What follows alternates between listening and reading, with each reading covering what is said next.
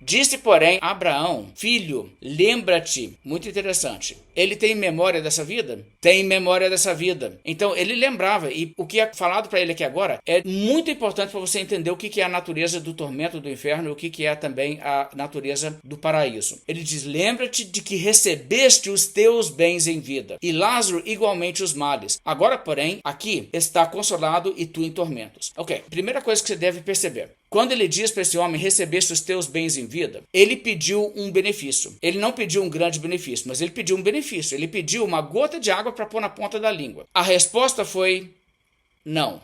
Isso lhe é negado, porque o que você tem para receber de bem em toda a sua existência, que será interminável, você já recebeu. Você recebeu durante a vida. Agora, nada absolutamente mais de bem você tem para receber. Nem isso, nem uma gota você vai poder receber. Você recebeu os seus bens já. Deus te deu muitos bens, mas eles foram recebidos todos durante a sua vida. Ou seja, a condição no inferno é uma condição em que nenhuma bênção, absolutamente nenhuma bênção de Deus alcança a pessoa. Em vida, justos e injustos recebem bens, recebem bênçãos. Deus faz cair chuva sobre a plantação do justo e do injusto. É uma bênção de Deus. Deus é bom para todos em alguma medida. Todos sofrem alguma medida de dor e sofrimento e tormento nessa vida. Os males. Mas Lázaro agora poderia olhar para trás e dizer: a minha cota de males acabou. E agora Lázaro não tem mais nenhuma experiência, nenhuma coisa que pode ser descrita como um mal. Os males que ele vai sofrer em sua existência eterna chegarão à sua conclusão. Ele sofreu os seus males em vida. Olha o que é isso, gente. Um agora só tem bênção pela frente. Satisfação, realização, alegria. E o outro, nada que produza felicidade, realização. Somente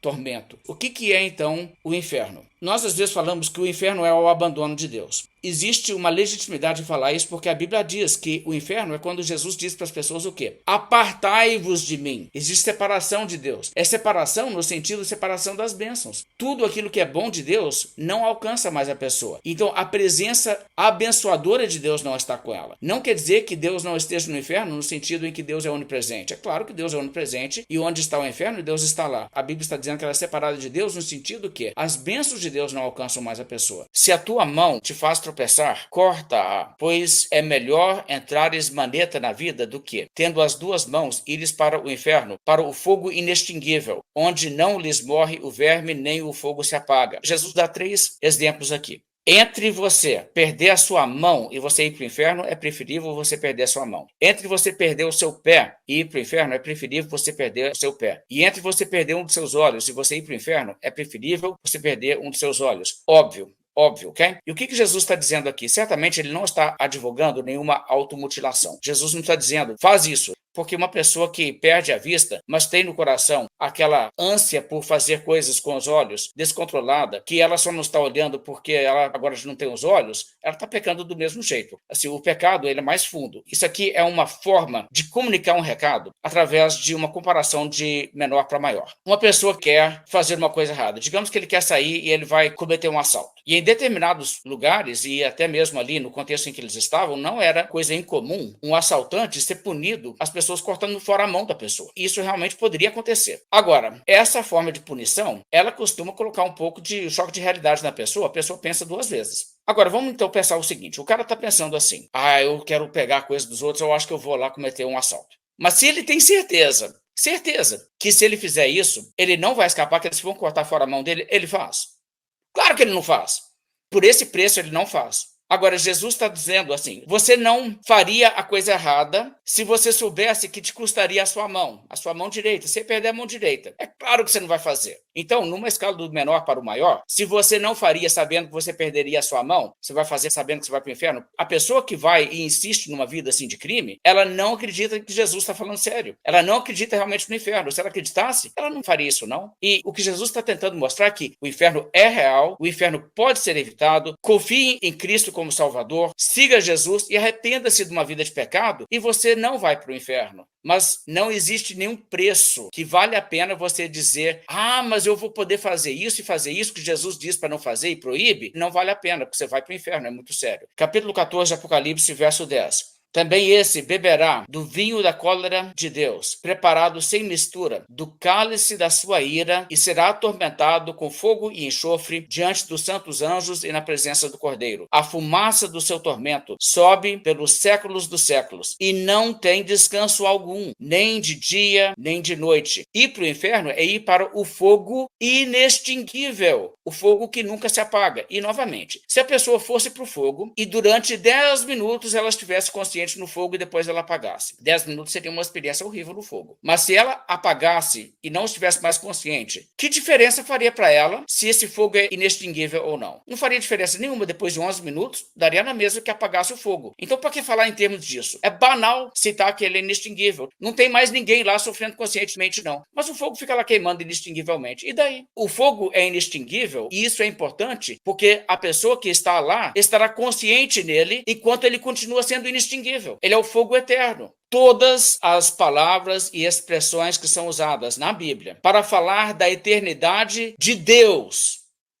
são empregadas para descrever a eternidade do tormento dos injustos. A Bíblia diz que Deus é eterno. A Bíblia diz que o tormento é eterno. A Bíblia diz que Deus não tem princípio nem fim. Princípio nós temos, mas o tormento, a Bíblia diz que não tem fim. A Bíblia diz que Cristo reinará pelos séculos dos séculos, para dizer que nunca irá acabar seu reino. E a Bíblia diz, a fumaça do seu tormento sobe pelos séculos dos séculos. Quer dizer, não é levar a Bíblia a sério dizer que existe uma alternativa que não é bem um tormento eterno. Isso é fazer brincadeira com a Bíblia, gente. O Salmo 6, verso 5 diz assim: pois na morte não há recordação de ti, no sepulcro quem te dará louvor? Ok, as pessoas dizem, olha só, a Bíblia mostra que quando a pessoa morreu, ela não louva a Deus. Vocês estão falando que a pessoa morre e vai para o céu ficar adorando a Deus lá? Não tem nada disso não. A pessoa morreu, ela nem tem recordação de Deus e nem a pessoa louva a Deus. O que eles não estão captando é que o Salmo mostra uma visão da vida em que, enquanto eu estou aqui na terra, eu estou aqui na terra servindo a Deus. Eu estou exaltando a Deus perante as pessoas, estou louvando a Deus e pregando o Deus verdadeiro. Mas se eu morro, então eu não tenho mais como fazer esse papel. Os mortos não louvam a Deus. Algum morto pregou para você algum dia? O que ele está reconhecendo é isso, é que existe um papel para que as pessoas sirvam a Deus enquanto elas têm a sua vida aqui. E esses salmos que tratam isso são salmos escritos em contextos onde o salmista se vê ameaçado mesmo. Tem alguém tentando matar Davi e ele clama a Deus e diz: "Só Deus, não deixa que o meu inimigo me mate, porque se ele me matar, eu estou aqui promovendo a religião do Senhor, estou aqui promovendo a verdade." Israel já teve dias ruins onde não tinha pessoas fazendo aquilo que era necessário para que a idolatria fosse tirada do país e a feitiçaria fosse combatida, e as pessoas estavam cada um andando pelo seu próprio caminho. E eu estou aqui promovendo a adoração ao Deus verdadeiro. Se eu morro, eu não posso fazer isso mais, eu não posso fazer isso como um morto. Deixa eu fazer isso mais. Ele está pedindo a prolongação da vida dele aqui, nesse sentido. Então ele não está dizendo que no além não existe louvor de Deus, mas aqui nesse mundo não existe louvor a Deus por parte de mortos. E é só assim ler mais no contexto, isso fica bem claro. Nesses últimos dias eu tenho falado sobre a doutrina do inferno. É um assunto muito sério e é difícil de falar sobre ele. Eu não falo sobre esse assunto porque ele me dá prazer. Na verdade, ele me dá um pesar muito grande no coração. Eu tenho pessoas que eu amo, que eu sei estão indo para o inferno. Tenho pessoas que são queridas para mim, que morreram numa condição que eu sei que elas foram para o inferno. Então, para mim, isso não é nenhuma brincadeira. É um assunto muito sério. E, no entanto, eu tenho um compromisso de ensinar aquilo que a palavra de Deus diz. E eu não vou amenizar o que a Bíblia fala, simplesmente porque em algum momento pode ser difícil para mim. Isso seria muito desonesto.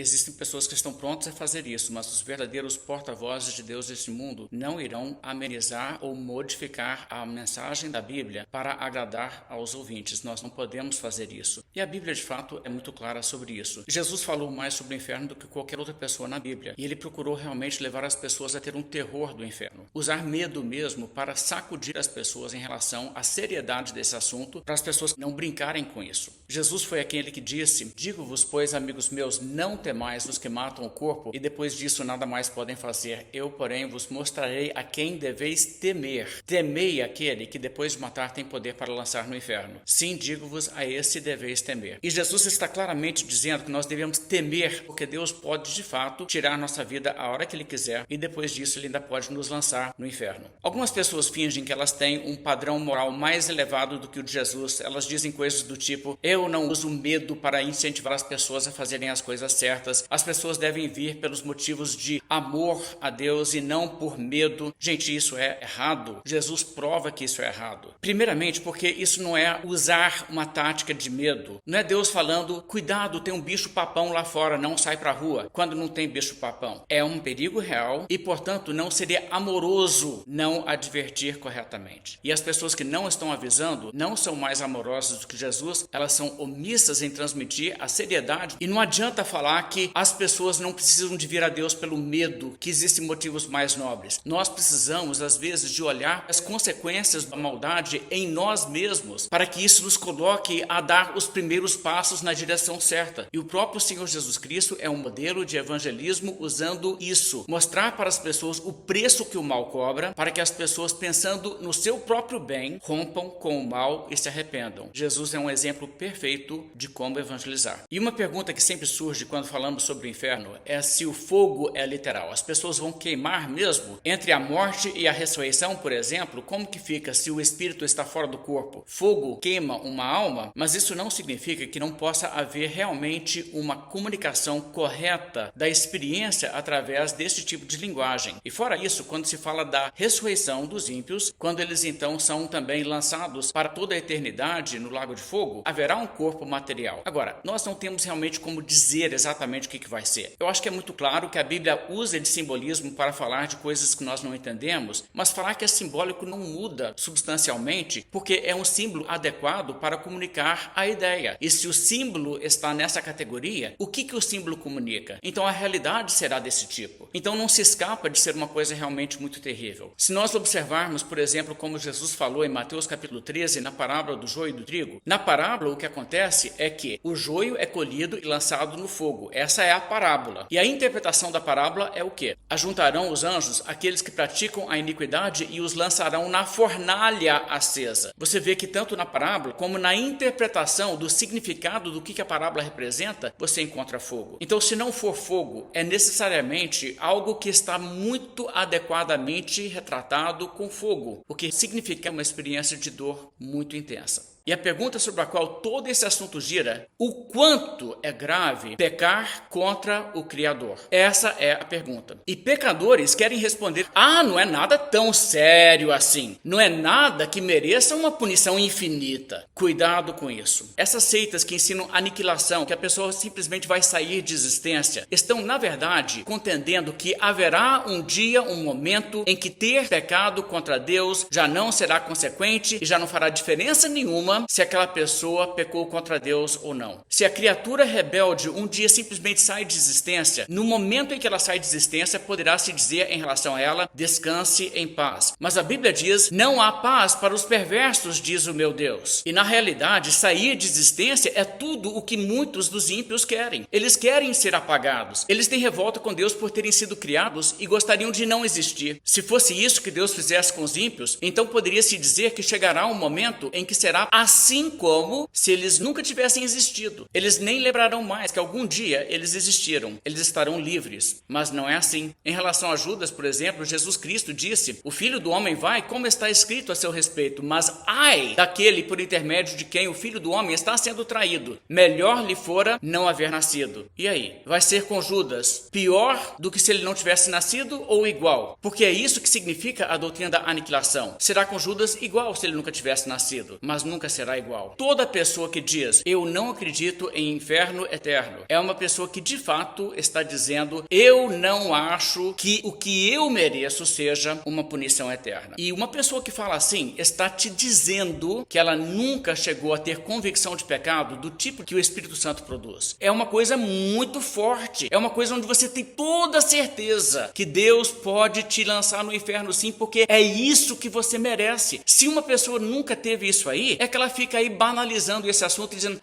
merece isso tudo. Não. É o que você vai encontrar nessas pessoas. E você pode conversar com pessoas dessas seitas, como eu já conversei muitas vezes. Elas não têm temor de Deus. Você começa a mostrar para elas que a doutrina da igreja delas está errada, não apenas nisso, em outras questões também. E elas começam a ver que o que a Bíblia diz realmente não se adequa com o seu pensamento. Elas não têm o tipo de desespero que tem que ter em relação a isso, do tipo, ou eu acerto com isso, ou eu vou para o fogo eterno. Não, eles são muito muito inconsequentes. Eu já conversei com gente de seita que riu na minha cara. Mas se eu estou errado, não tenho medo, não. Isso é o que faz a doutrina da aniquilação. Ela faz com que a pessoa pense, quer saber? Também não estou nem aí se eu estiver errado. E é nesse engano que o diabo convence a pessoa a não se desesperar e investigar seriamente se ela está realmente no erro. Porque ela pensa, no final das contas não vai ser nada tão consequente assim. E ela fica na seita. Além disso, os falsos profetas que não advertem corretamente sobre o que está do outro lado para as pessoas que morrem sem salvação, assim como para aqueles que não estiverem preparados quando Jesus Cristo voltar, essas pessoas são igualmente culpadas de não impressionar os ouvintes de sua mensagem com a urgência de realmente acertar com a verdade. E as pessoas continuam caminhando tranquilamente, achando que nada de tão terrível assim possa acontecer. Porque afinal de contas, Deus não é assim. É o diabo dizendo, assim como ele falou no Éden, é certo que não morrereis. É o mesmo tom, e os falsos profetas são iguais àqueles nos dias de Jeremias, que curavam superficialmente a ferida do povo, dizendo, paz, paz, quando não há paz. A Bíblia adverte, não há paz para os perversos, diz o meu Deus, e jamais haverá um dia em que se poderá dizer sobre o perverso impenitente que não se reconciliar com o Criador em vida, descanse em paz. Essa é a mensagem da Bíblia. Quem está falando diferente é um enganador. Eu quero concluir esse assunto do inferno, o tormento interminável, que a Bíblia fala de uma forma muito clara, falando um pouco sobre o que os primeiros cristãos falavam sobre isso. Porque uma coisa que você vai notar é que as seitas que falam que não existe tormento eterno, frequentemente dizem que pessoas que não concordam com a perspectiva deles estão adotando ideias espíritas, ideias que são influenciadas pela filosofia grega ou coisas desse tipo. E isso não é verdade e não é honesto. E uma coisa que é muito importante observar é que os primeiros cristãos demonstraram entender o Novo Testamento dessa maneira, sendo que nós estamos falando dos primeiros cristãos mesmo, estamos falando dos cristãos lá de trás que aprenderam a doutrina com os apóstolos. Estou falando de gente como Policarpo, que foi discipulado pelo apóstolo João. Será que ele não sabia o que significava inferno no Novo Testamento, não? Pois então ouça o que ele falou sobre esse assunto. Atentos à graça de Cristo, eles desprezavam as torturas deste mundo e adquiriram em uma hora a vida eterna. O fogo dos torturadores desumanos era frio para eles. De fato, seu olhar estava fixado em escapar do fogo eterno, aquele que jamais se extingue. O procônsul insistiu, já que desprezas as feras, eu te farei queimar no fogo, se não mudares de ideia. Policarpo respondeu-lhe, tu me ameaças com um fogo que queima por um momento, e pouco depois se apaga, porque ignoras o fogo do julgamento futuro e do suplício eterno reservado para os ímpios. Claramente, Policarpo não acreditava que a pessoa escapa do fogo do inferno sendo consumida por ele. Agora, Clemente de Roma, que também teve contato com alguns dos apóstolos e sabia muito bem qual era a doutrina deles. Ele disse, mas quando eles virem como aqueles que pecaram e que negaram Jesus por suas palavras e por suas ações, são punidos com um terrível tormento em fogo inextinguível, os justos que fizerem o bem e que suportaram torturas e desprezaram os luxos da vida, darão glória a seu Deus, dizendo, haverá esperança para aquele que serviu a Deus de todo o seu coração. Mais uma vez esse contraste das torturas e da morte cruel, mas que é passageira, em contraste com o tormento que não acaba para os ímpios. Inácio, um cristão que foi mártir em torno do ano 110 a 115, também foi aluno do apóstolo João, e ele escreve o seguinte, os corruptores de famílias não herdarão o reino de Deus. E se aqueles que fazem essas coisas segundo a carne sofrem a pena de morte, quanto mais se um homem pelo mal corromper a fé em Deus, por causa da qual Jesus Cristo foi crucificado. Um homem que assim se fizer abominável irá para o fogo inextinguível, assim como qualquer um que lhe der ouvidos. Taciano foi um assírio que mudou-se para Roma e lá se converteu ao cristianismo, inclusive foi discípulo de Justino Mártir. Em torno do ano 160 depois de Cristo, ele escreveu: nós que agora tão facilmente morremos, receberemos depois a imortalidade, seja com prazer ou com dor. Veja que tanto os salvos como os perdidos existirão eternamente, ou com prazer ou com dor. Atenágoras de Atenas foi também um apologeta cristão. Em torno do ano 175 ele escreveu: mas os que caírem com os demais sofrerão uma vida pior, uma em fogo, pois Deus não nos fez como ovelhas ou bestas de carga, que são meros produtos secundários, pois os animais morrem e são aniquilados. Por sabermos essas coisas, não é provável que nós queiramos fazer o mal. Teófilo, que foi bispo de Antioquia entre 169 e 183 d.C., escreveu em torno de 181 o seguinte: pois aos incrédulos e aos desprezadores e àqueles que não se submetem à verdade, mas permanecem na iniquidade, por estarem envolvidos com adultério ou fornicação ou homossexualidade ou avareza ou idolatrias, haverá ira e indignação, tribulação e angústia, e no final, tais pessoas ficarão aprisionadas em fogo eterno. Irineu, bispo de Lyon, em torno do ano 189 d.C., escreveu: assim, igualmente, a punição daqueles que não creem na palavra de Deus e desprezam sua vinda e lhe viram as suas costas aumenta, não sendo meramente temporal, mas eterna. A quem o Senhor disser: apartai-vos de mim, malditos, para o fogo eterno, esses serão condenados para sempre. Clemente de Alexandria, em torno do ano 195 d.C., escreveu: todas as almas são imortais, mesmo as dos ímpios. No entanto, seria melhor para eles se não fossem eternas, pois são punidos com retribuição interminável no fogo inextinguível. Visto que não morrem, é impossível que haja um fim para o seu sofrimento. Tertuliano, em torno do ano 197, escreveu: aos ímpios dará sem demora a condenação no fogo sem fim e sem interrupção, ressuscitando todos os mortos desde o princípio, reformando e renovando-os com o objetivo de retribuir a cada um. Então toda a raça humana será restaurada para receber o que lhe é devido, segundo o que mereceu neste período de bem e mal, e depois terá isso pago em uma eternidade imensurável e sem fim. Então já não haverá mais morrer nem ressuscitar novamente, mas permaneceremos sempre os mesmos a partir de então, sem mudança. Os adoradores de Deus estarão sempre com Deus, vestidos da substância própria da eternidade. Mas os ímpios e aqueles que não se voltam totalmente para Deus serão punidos em fogo igualmente sem fim, e eles obterão da própria natureza deste fogo, como que divino, um suprimento de incorruptibilidade. Ou seja, o fogo os manterá ali sem que eles possam escapar. Tertuliano também escreve: portanto, após isto, não haverá mais morte, nem ressurreições repetidas, mas seremos os mesmos que então, e ainda inalteráveis. Os servos de Deus, sempre com Deus, revestidos da substância própria da eternidade, mas os profanos e todos que não são verdadeiros adoradores de Deus, da mesma forma serão entregues à punição do fogo eterno, aquele fogo que, pela sua própria natureza de fato, diretamente mantém e confere incorruptibilidade. Hipólito de Roma foi aluno de Irineu e em torno do ano 212 d.C. ele escreveu: aqueles que fizeram o bem será dada a alegria eterna, enquanto aos amantes do mal será dada a punição eterna. O fogo inextinguível e sem fim aguarda esses últimos. E um certo verme de fogo que não morre e que não consome o corpo, mas continuamente brota do corpo com dor incessante. Nenhum sono lhes dará descanso, nenhuma noite os acalmará, nenhuma morte os libertará da punição, nenhum apelo de amigos intercessores lhes será útil. O cristão Félix Minúcio, em torno do ano 226, escreve: não ignoro o fato de que muitos, sabendo o que merecem, preferem se agarrar a vãs esperanças, mesmo incapazes de realmente acreditar que nada lhes aguarda após a morte. Eles prefeririam ser aniquilados a serem restaurados para receberem a punição. Nem a medida, nem fim para esses tormentos. Aquele fogo